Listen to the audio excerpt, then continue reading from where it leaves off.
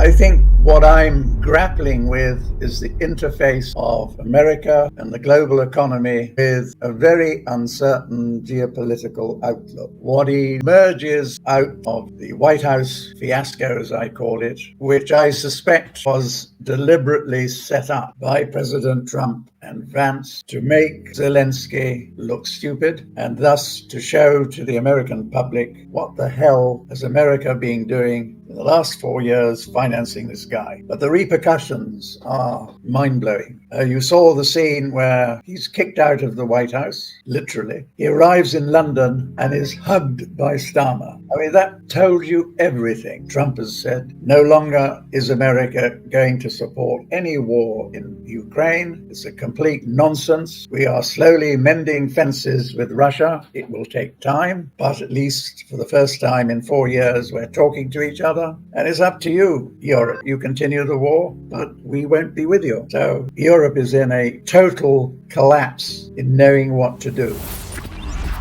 Starmer and others come out with silly statements. We're going to support Ukraine. We're going to put boots on the ground and we're going to fly airplanes in Ukraine. And come on, what have they got? They talk about 30 to 40. Tell me how many Russians are actually physically in Ukraine. Probably 500,000. So this has a direct impact on economic activity in Europe. There are signs that businesses started to improve. Look at money supply M1 and M3. I think it's 2.7 and 3.6 respectively, year over year. The mood in Germany is better than it was. And if you look at what some of the basic industries, inventories have been run down, order books are full out to June, shipping times have doubled. Well, all that sounds good. But you've now got Europe having to cope with tariffs. You are not going to see the end of the war in Ukraine this year. In Germany, you've got Friedrich Merz. Who is he going to bring in to his camp in order to get any serious funding through? The AfD, 20% of the votes. Merz does not want to have anything to do with them. So I question how long the legs of recovery will last. I suspect that by mid-year, Europe is going downhill again. People I talk to say Europe has its own deep state, and that deep state is running Brussels. They do what they're told, as do most of the European leaders. I think it's a false rally, and the biggest sector is going to be the auto sector. The amusing thing, as a German told me yesterday, is that the biggest American car export is the BMW SUVs. So they come into Germany, they will be hit with Europe's tariffs. Will that fit with what the incoming German chancellor wants? He is talking about Germany is going to be independent from America. Well, maybe, yes, he will want Nord Stream 2 restarted and then stop the imports of LNG from America. Then you have to ask, what will America do to stop that from happening? They stopped Nord Stream 1. I think we need to see what's happening in America, because what's happening in America is going to impact Europe. I mean, look at the Atlanta Fed's GDP now. It's gone from plus 3.8% to minus 2.8% in 1 month. We've been saying for a long time that the first 6 to 9 months of this year, the American economy is fundamentally going to weaken, if not be in recession. If you look at the employment data, reports that I'm seeing is that there is a real risk that not only is employment weakening now, but guys are saying that by spring, you're going to be seeing layoffs in the 400,000 a month. Then if you look at retail sales and adjust retail sales for a realistic US CPI number, not the 3%, even the 3% gave you zero growth last year, but even call it 4 or 5, whereas Larry Summers, when he rejigged the numbers back to 1983, he came up with a CPI figure for last year of 8%. My chum, John Williams of Shadow Government Stats, who takes all the numbers back to pre-Arthur Burns in the 1970s, came up with a figure of 10.8%. So, there's a big chunk of GDP straight away. Now you've got Doge cutting government employment and migrants being forced to leave the country. They were all spending money, government money, yes. So what happens to GDP? And given all the uncertainties with tariffs and the global outlook, I'm sure that business people are saying, woof, I think we better stand back and just see how the waters calm down.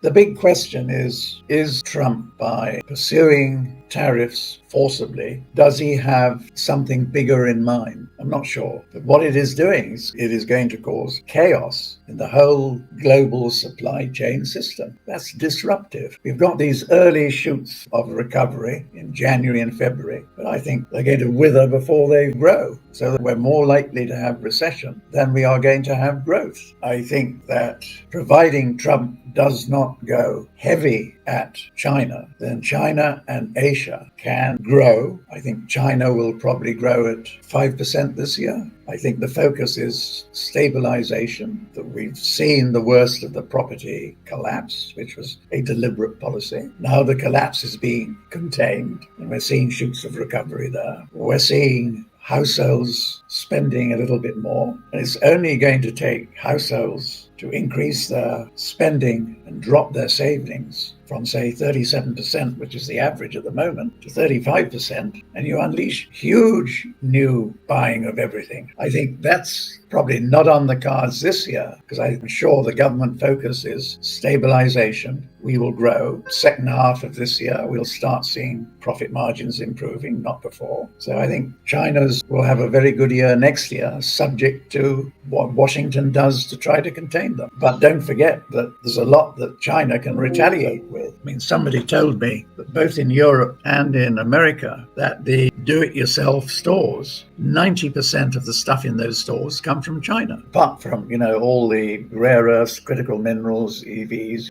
the whole lot. It's pretty clear that what Trump is trying to do by cozying up to Russia is to break the Russia-China alliance. He will try, but I don't think he will succeed. That's what I get out of people in Moscow.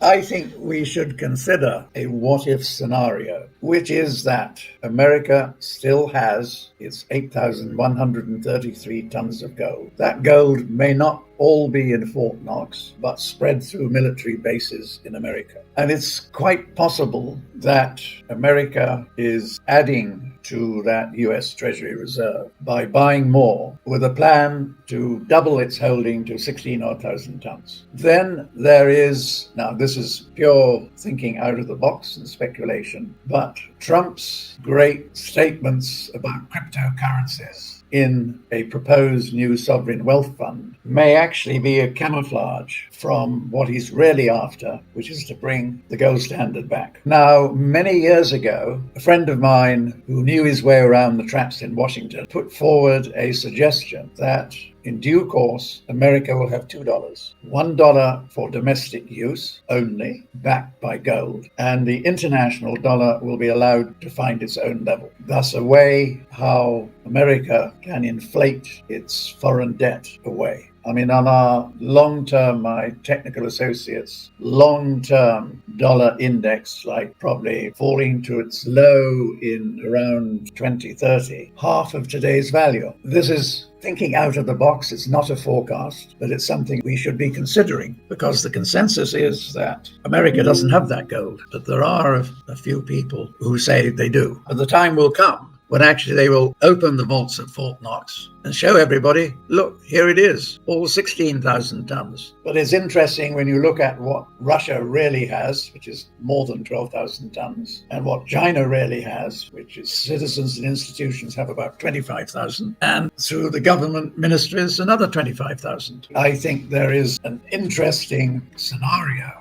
in which Chinese exporters park somewhere between $1.5 trillion in Hong Kong banks. What happens if Beijing says to them, bring that back into China? If they did that, you break the Hong Kong dollar peg to the US dollar on the upside. And then maybe soon after, China announces our dollar is backed by the gold that our citizens own. But what had happened before is virtually a peg between the Chinese currency and the Hong Kong dollar. So then the Hong Kong dollar is de facto backed by gold. And that becomes China's international currency. These are the sort of things that I think is going to happen over the next 5 odd years.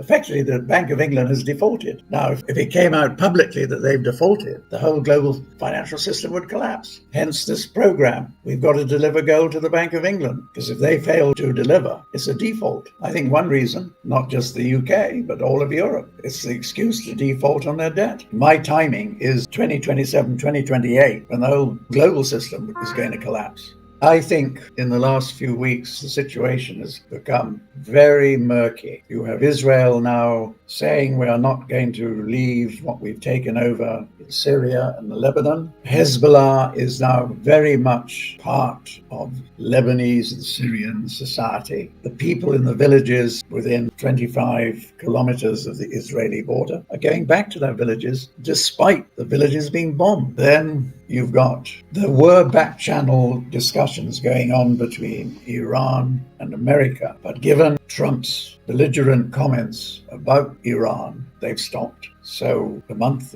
ago, there were hopes that there would be a peaceful settlement. I think those have gone. The question I keep asking is, how much of all of what Israel is doing did Trump support? The bottom line is that there is an increasing risk that the risk of renewed flare-up in Gaza. The West Bank is a complete mess, tanks going in. There are reports that both Jordan and Egypt are preparing to wage war. What's going on behind the scenes is that the Gulf countries are saying to themselves, we have had enough of the colonial powers messing up our region, and it's time we stood up against them. Now, this happens in a very step-by-step and measured way, and maybe it's Egypt that will lead that way, despite the fact that the Egyptian government is held together with American money. Maybe Saudis and the UAEs, etc., saying, we replace it. I don't know. There's something going on there which doesn't smell good.